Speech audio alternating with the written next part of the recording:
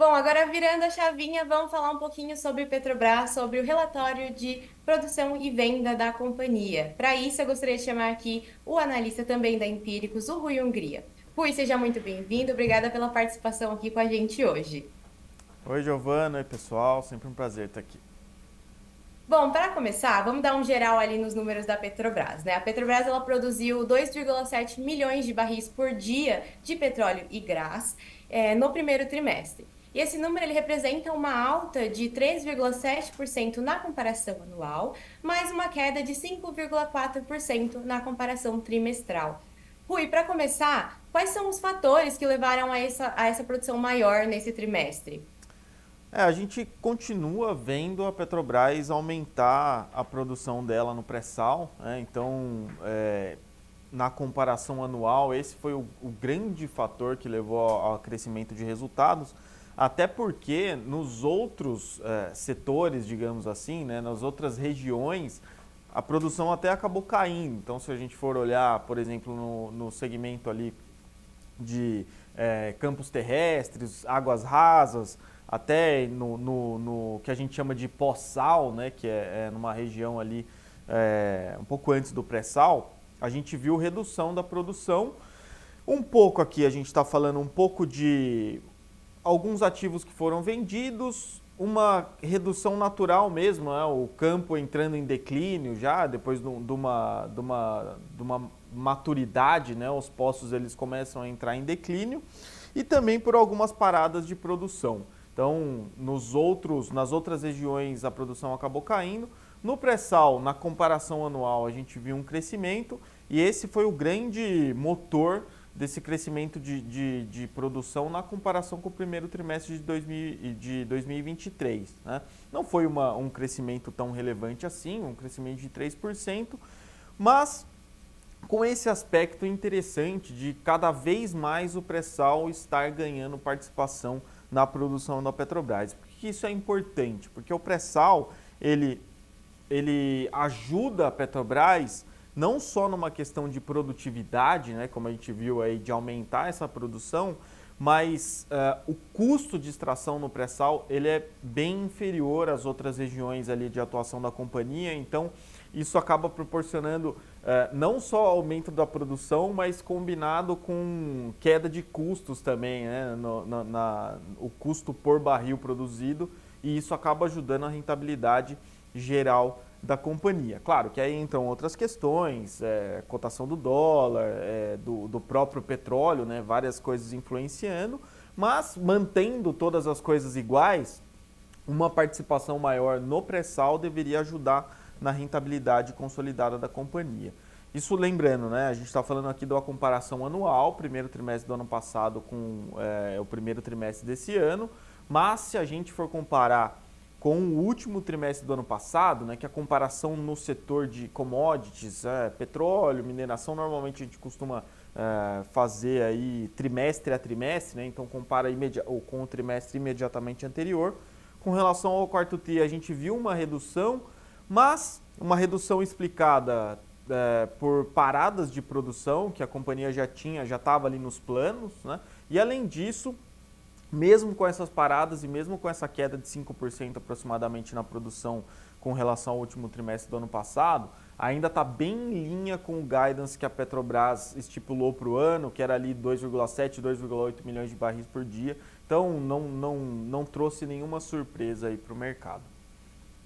No geral, então, esses resultados foram em linha com o esperado. Bem em linha com o esperado, sem grandes surpresas e ainda prometendo resultados bastante resilientes mais uma vez, né? Mais um trimestre a Petrobras deve reportar bons resultados aí. Dentro dos números que eles divulgaram, tem algum outro destaque positivo ou negativo que vale mencionar?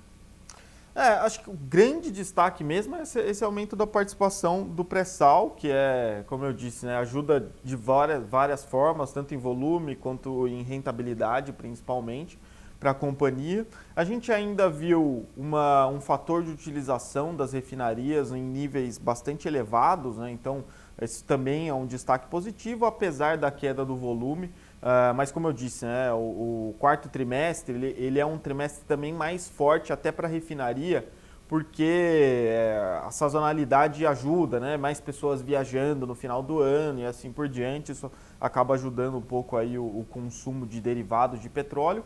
Esse primeiro trimestre é natural a gente até observar uma queda por causa dessa sazonalidade, mas também ali dentro das expectativas do mercado.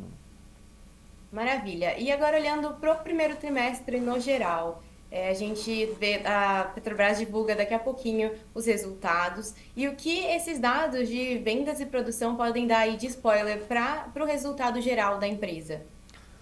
Como eu disse, se a gente for comparar com o último trimestre do ano passado, a gente viu uma ligeira queda ali na produção, né, como eu disse, impactado um pouco aí por paradas de produção, principalmente, e isso deve acabar impactando um pouco no resultado na comparação com o quarto trimestre do ano passado. O que eu quero dizer? A gente deve ver uma ligeira queda aí, em torno de talvez 10% em receita e EBITDA, né?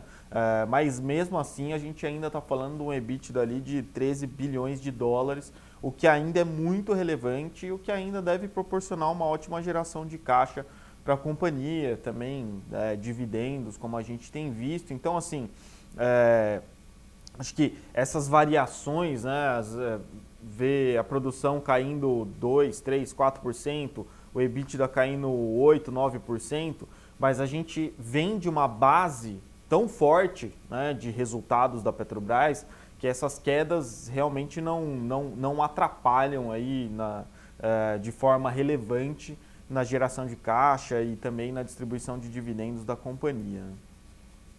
Perfeito. Falando um pouquinho da cotação do petróleo, a gente tem visto algumas oscilações na cotação devido às tensões globais. Essas oscilações, elas devem pressionar a Petrobras de alguma forma? Aqui é difícil você antecipar as coisas, porque depende muito, não depende só da variação do petróleo. A variação do petróleo ela é um fator, e depois da variação do petróleo você tem qual seria a política de precificação de combustíveis como consequência dessa variação do petróleo. Então, num cenário em que o petróleo sobe, isso tenderia a ser positivo para a Petrobras, né? Porque ela se aproveita de preços maiores de petróleo para vender. Mas a gente tem que lembrar que a Petrobras, ela precisa, nesse caso, né, ela deveria repassar essa alta de preços para os combustíveis aqui dentro. E a gente sabe que sempre existe uma certa pressão do governo, sempre existe algum atrito político nesse tipo de... nesses repasses, né? A gente está falando aqui de popularidade política, isso sempre foi um problema.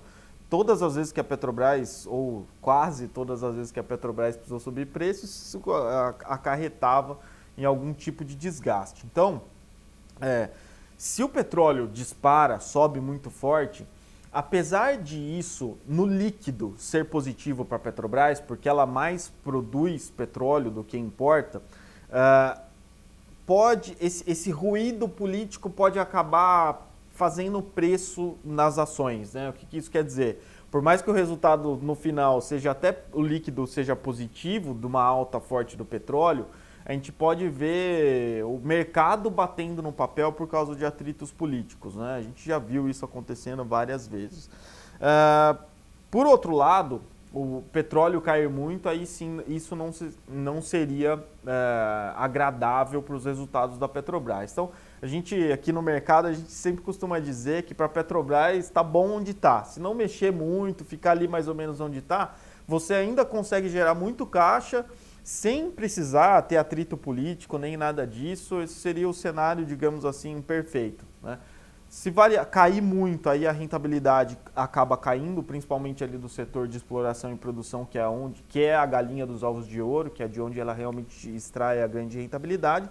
Se subir muito, apesar de ajudar o setor de exploração e produção, na parte de refino, ali de comercialização, pode acabar tendo alguns problemas se o governo não acabar tentando impedir, digamos assim, ou influenciando nesse repasse de preço para as distribuidoras de combustível. Legal. Você comentou um pouquinho sobre as ações e sobre posição em relação às ações da Petrobras. E para fechar, eu queria saber qual é a recomendação para as ações, como se posicionar em relação à Petrobras agora. Nesse momento a gente tem uma posição neutra em Petrobras, não porque a gente não goste dos resultados, a gente tem gostado bastante dos resultados recentes, mas a gente entende que as ações já precificam esses resultados bons, né? E na nossa visão, nos múltiplos atuais, né, depois dessas altas aí nos últimos meses, o papel fica um pouco mais exposto a um eventual ruído político, a uma eventual interferência. A gente viu nos resultados do quarto trimestre que o simples represamento de dividendos extraordinários fez a ação cair mais de 10% no dia. Então, a gente, por enquanto, está esperando uma oportunidade aí melhor para entrar nos papéis.